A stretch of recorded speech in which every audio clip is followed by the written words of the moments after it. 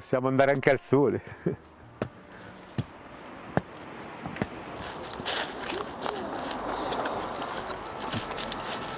Ci sono tanti motivi per essere venuti qua. Uno è certamente quello, il fatto di essere attirati dalla bellezza del posto. L'altro è la disponibilità comunque di terreni abbandonati che possiamo avere in comodato d'uso, perché non abbiamo fondi e non avevamo intenzione di indebitarci nel sistema economico, bancario che ci avrebbe schiacciato.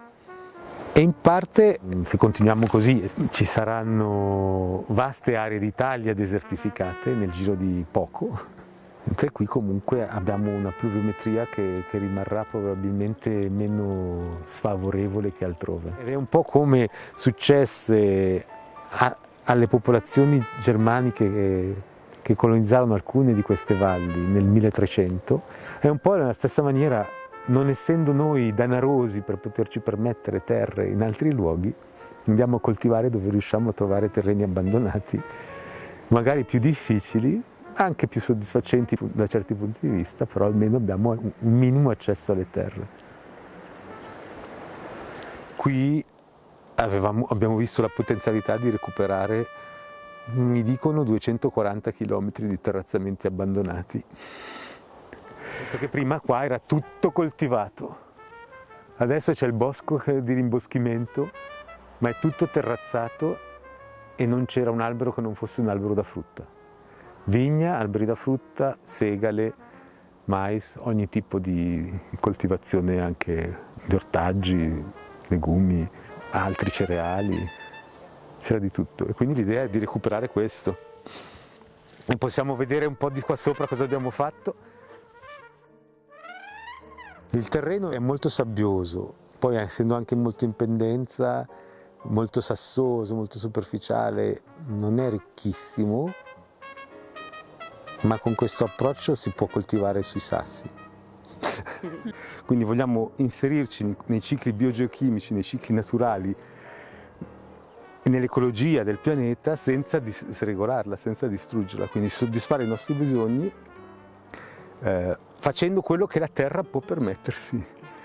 E dal punto di vista di come coltiviamo, per esempio, questo vuol dire adottare degli approcci di coltivazione agroecologica, come sviluppata da Giancarlo Cappello in Italia, ispirata soprattutto alla rivoluzione del filo di paglia di Fukuoka, ma noi parliamo piuttosto di rivoluzione del filo di fieno perché usiamo una pacciamatura di fieno dove il suolo viene mantenuto intatto, non viene mai lavorato neanche minimamente, quello che trovi resta con la vita delle piante spontanee che non sono considerate erbacce ma sono considerate alleate. Per ogni specie di pianta selvatica c'è una varietà diversa di microfauna, microflora nel suolo, per cui si arricchisce la biodiversità del suolo mantenendo vive tutte le piante spontanee.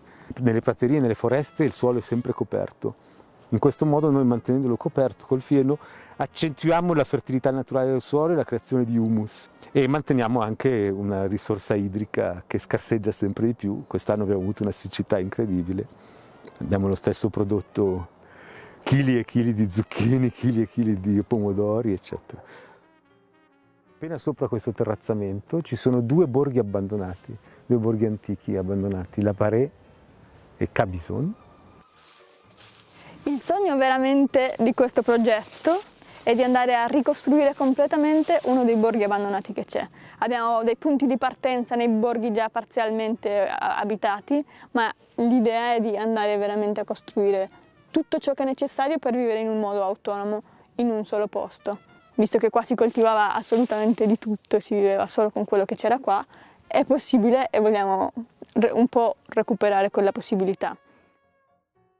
Questi borghi di cui ci siamo innamorati immediatamente, abbiamo rapidamente cominciato a venire qua tutti i fine settimana girando, chiedendo per case, terreni, andando a parlare con l'amministrazione comunale per sapere se sarebbero stati interessati o meno o sarebbero stati oppositivi rispetto a un progetto di questo tipo. Abbiamo trovato apertura, anche molto basandosi su accordi alla buona, a voce, sì, fai pure, e ogni tanto possiamo portare magari un paio di cavoli piuttosto che qualche mele, piuttosto che una conserva ai proprietari per ringraziarli. Una delle più grandi difficoltà nel trovare un luogo era appunto trovare un luogo che potessimo permetterci, e una delle cose che ci ha permesso di partire è appunto il fatto che tanti terreni li abbiamo in comodato d'uso, gratuito, e allo stesso tempo certamente abbiamo sempre avuto tante spese, soprattutto all'inizio, gli affitti per le case, il cibo che all'inizio non produciamo tutto, le bollette, eccetera, eccetera, gli attrezzi, tutto, avevamo tutto da fare, tutto da comprare. Ci siamo chiesti come fare e la nostra risposta è stata insieme a chi ha voglia di far sì che un progetto di questo tipo possa esistere.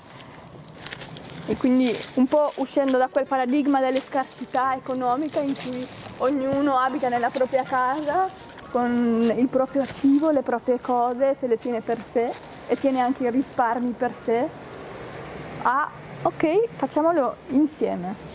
E quindi siamo partiti con questa modalità che noi chiamiamo corresponsabilità finanziaria.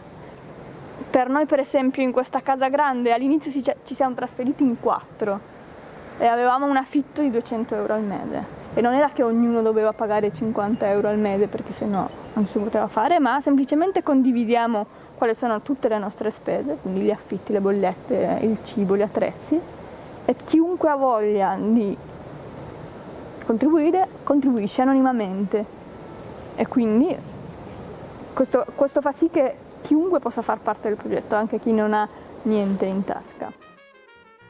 Se per qualche motivo sarà necessario comprare case a nome di qualcuno, vogliamo far sì tutto il possibile per renderlo comunque ad uso collettivo anche da un punto di vista legale. Perché sappiamo che tantissimi progetti di ecovillaggi in cui c'è un proprietario dei terreni crea una disparità di potere molto alta, il fatto di io sono proprietario e tu no. Anche se all'inizio siamo amici, diciamo dai facciamolo insieme, poi quando le tensioni emergano crea una disparità di potere molto alta.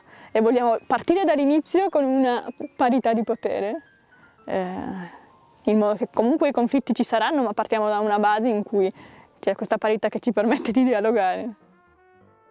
Comunità rigenerative ha a che vedere sia con rigenerare la terra, sia con rigenerare le relazioni, rigenerare le comunità, quindi riportare vita comune, solidarietà, fare insieme le cose, perché l'uomo biologicamente e antropologicamente è fatto per vivere insieme.